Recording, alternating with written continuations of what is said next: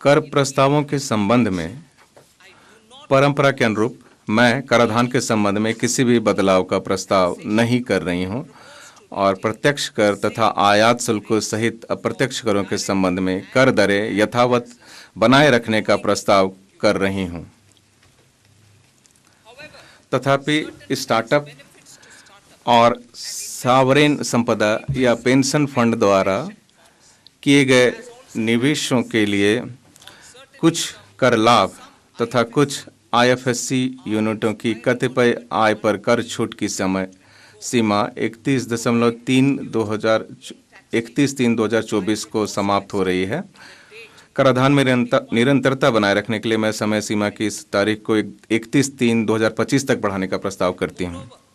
इसके अतिरिक्त जीवन की सुगमता और व्यापारिक सुगमता में सुधार करने की सरकार की परिकल्पना के अनुरूप मैं करदाता सेवाओं में सुधार हेतु एक घोषणा करना चाहती हूँ। बड़ी संख्या में कई छोटी-छोटी गैर सत्यापित, गैर समायोजित या विवादित प्रत्यक्ष कर मांग बही खातों में लंबित हैं। इनमें से कई मांग तो वर्ष 1962 तक के भी पुराने समय से मौजूद हैं। इनके कारण ईमानदार करदाताओं को परेशानी होती है तथा बाद के वर्षों में रिफंड जारी करने की प्रक्रिया में भी बाधा आती है। माननीय अध्यक्ष महोदय, मैं वित्तीय वर्ष 2009-10 तक की अवधि से संबंधित 25,000 रुपये तक तथा वित्तीय वर्ष 2010 से 11 से वर्ष 2014-15 से संबंधित 10,000 रुपये तक की ऐसी बकाया प्रत्यक्ष कर मांगों को वापस लेने का प्रस्ताव करती हूँ। इससे लगभग 1 करोड़ करदाताओं के लाभान्वित होने की अपेक्षा है।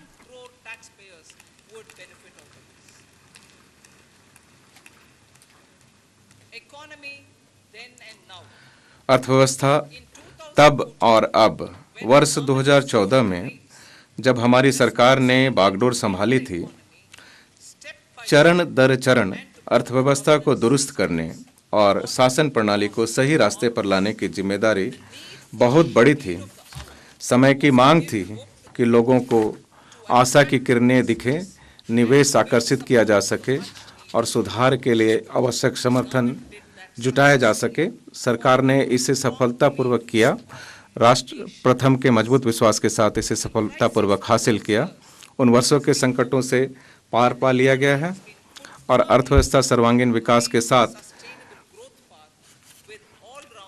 उच्च संधारणीय समृद्धि पथ पर बढ़ चली है। अब यह देखना उपयुक्त होगा कि तब वर्ष 2014 तक हम कहाँ थे और अब कहाँ है। मैं इसको दोहराना चाहूँगी। अब यह देखना उपयुक्त होगा कि तब वर्ष 2014 तक हम कहाँ थे और अब कहाँ हैं, केवल इसलिए कि उन वर्षों के कुप्रबंधन से सबको सीखा जा सके। इस संदर्भ में सरकार सदन के पटल पर एक श्वेत पत्र प्रस्तुत करेगी।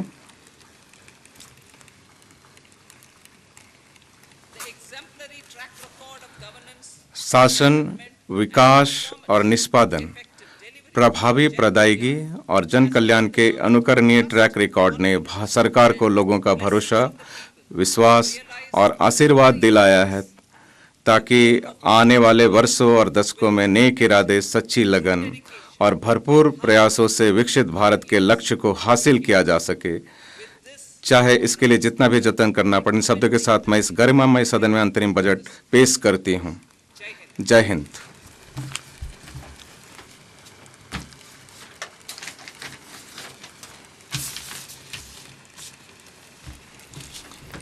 वित्त मंत्री निर्मला सीतारमण की तरफ से आइटम नंबर 2 अंतरिम बजट 2024। टैक्स स्लैब में कोई बदलाव नहीं। ये कुछ महत्वपूर्ण पॉइंट्स। महोदय, मैं आपकी अनुमति से राज्य वित्तीय उत्तरदायित्व तथा बजट प्रबंध FRBM अधिनियम 2003 की धारा 3(1) के अंतर्गत निम्नलिखित विवरण सभा पटल पर रखती हूँ। मध्यम अवधि राज्य वित्तीय नीति, सह राज्य वित्तीय नीति युक्ति संबंधी विवरण और बृहत आर्थिक रूपरेखा संबंधी विवरण। मद संख्या 3।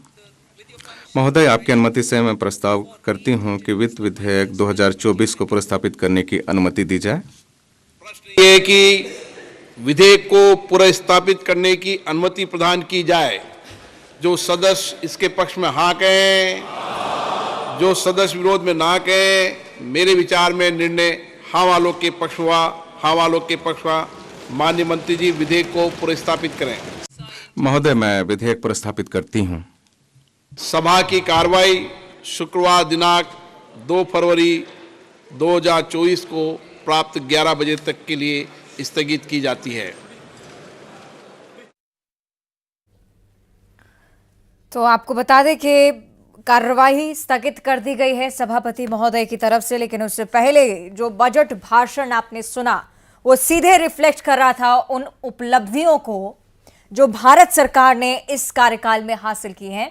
हर एक पॉइंट जो वित्त मंत्री की तरफ से कहा गया वो बताने का प्रयास जरूर नजर आया है, जिसमें 2014 का कार्य और साथ ही साथ 2024 में इन 10 सालों में किस प्रकार से हमने ग्रोथ की है इस पर जरूर केंद्रित रहा था। कुछ महत्वपूर्ण बातें बजट से जुड़ी हुई 10 बड़ी बातें आपको हम दिखा रहे हैं। 5 साल में 2 करोड़ अतिरिक्त आवास दिए जाने हैं। सौर ऊर्जा घरों को 300 यूनिट की फ्री बिजली दी जानी है, जिसकी जो शुरुआत है वो कर चुके हैं प्रधानमंत्री। मिडिल क्लास के लिए नई आवास योजना का परिचय करवाया वित्त मंत्री ने। किराए झुग्गियों में रहने वालों को भी योजना का लाभ दिया जाएगा। साथ ही साथ ज्यादा मेडिकल कॉलेज बनाने पर जोर रहेगा। ये तमाम वो चीजें हैं जो मौजूदा नीतियों में आगे बढ़ाकर रखी गई हैं।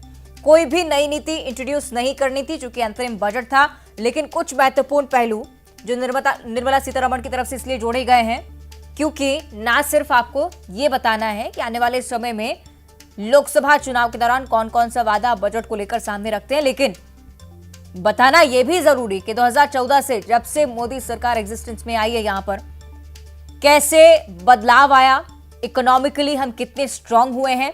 हर एक पॉइंट ये बताने के लिए काफी।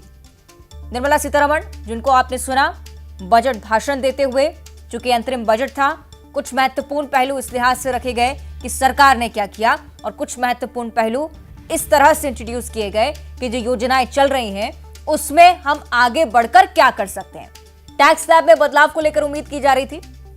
कुछ लोग जरूर इस बात का जिक्र कर रहे थे कि हो सकता है कि 8 लाख तक अब ये जो छूट है वो दी जाए, लेकिन चूंकि अंतरिम बजट और इसलिए कहीं भी कोई राहत की उम्मीद नहीं नजर आई थी अर्थशास्त्रियों को, और इसी प्रकार से जो निष्कर्ष है वो निकला। इनकम टैक्स स्लैब में किसी प्रकार का कोई भी बदलाव नहीं, सीधे करदाताओं को भी कोई राहत नहीं दी गई है।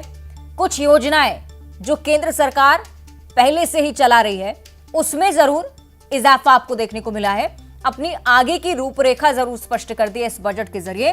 कुछ महत्वपूर्ण विभाग जिसमें इंफ्रास्ट्रक्चर एक आता है, दूसरा शिक्षा और तीसरा स्वास्थ्य, इन तीनों विभागों को लेकर बहुत अच्छे से अपना विजन स्पष्ट किया है आज वित्त मंत्री ने। और मोदी सरकार के अंतर्गत जितने भी अच्छे काम हुए उनको गिनाया भी है, साथ ही साथ उन उपलब्धियों को हाईलाइट करके आज सदन में रखने का प्रयास, जिसके जरिए विपक्ष जरूर इसे चुनावी बजट कहता है।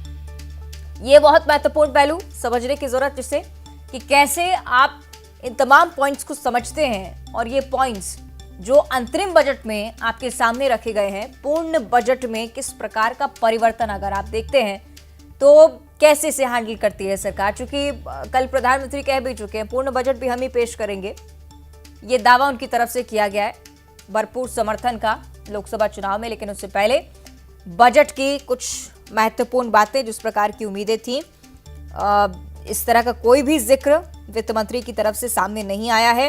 टैक्स में कोई बदलाव नहीं, सैलरीड क्लास को कोई फायदा अभी तक नजर नहीं आया किसी भी पॉइंट में। रक्षा खर्च 11% बढ़ाया गया है, ये जीडीपी का 3.4% होने वाला है। ये कुछ पहलू, ये कुछ आंकड़े जो ये बताते हैं कि कुछ ऐसे सेक्टर्स हैं जिसमें जरूर इजाफा किया जा रहा है। तो अंतरिम बजट अप्रैल मई में आम चुनाव को लेकर भी जिक्र उनकी तरफ से। नई सरकार बनने के बाद पूर्ण बजट जुलाई में पेश होने की उम्मीद उनकी तरफ से भी जाहिर की गई है। तो वित्त मंत्री निर्मला सीतारमण के कार्यकाल का छठा बजट आपने सुना।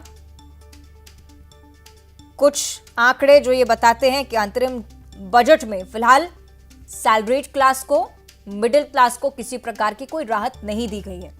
टैक्स को लेकर भी किसी प्रकार की कोई छूट नहीं दी गई है। हाँ, कुछ पहलू इस तरह से पोर्ट्रे किए गए कि मोदी की गारंटी वाले हैं। यह जरूर बताया गया कि कैसे ऊर्जा के सेक्टर में, डिफेंस के सेक्टर में, शिक्षा स्वास्थ्य के सेक्टर में लगातार सरकार काम कर रही है और अच्छा खासा इजाफा आपको लोकसभा चुनाव के बाद परसेंटेज में देखने को मिलेगा उन सेक्टर्स के लिए जिसका उल्लेख अभी वित्त मंत्री की तरफ से नहीं किया गया है। चूंकि अंतरिम बजट है, लगातार इस बात की चर्चा निर्मला सीतारमण कर रही थी अपने भाषण में। साथ ही साथ जिन जिन उपलब्धियों को गिनाया उसके साथ ही भरपूर शोर आपने सदन में देखा। रक्षा खर्च को जरूर इजाफे के तौर पर देखा गया है, 11.1%।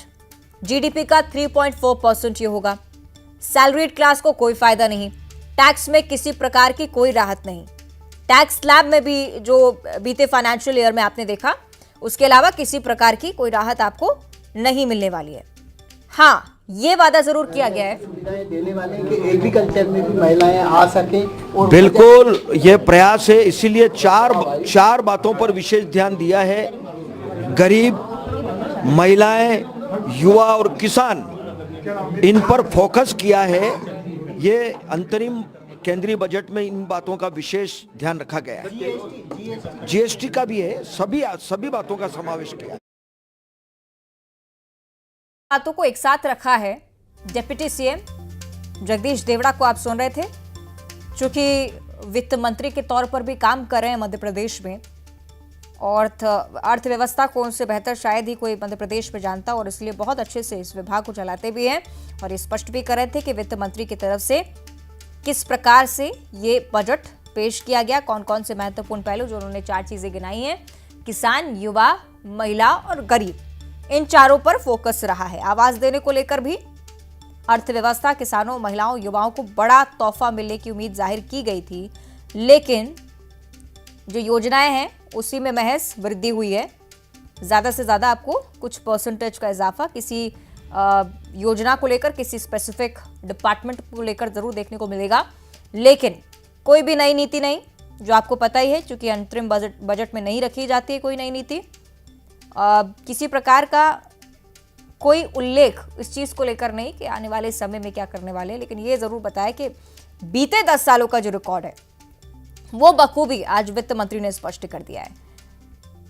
तो कई चीजें जिससे माना जा रहा है कि आम जनता को सीधे लाभ पहुंचने वाला है। सही कि शैलेंद्र हमारे साथ जुड़ रहे हैं, उनका हम रुक कर लेते हैं। शैलेंद्र, बजट पेश हो गया है अंतरिम तौर पर और 4 वर्ग जिन्हें कहा गया कि लाइमलाइट में रखना था और रखा भी है। शैलेंद्र, बजट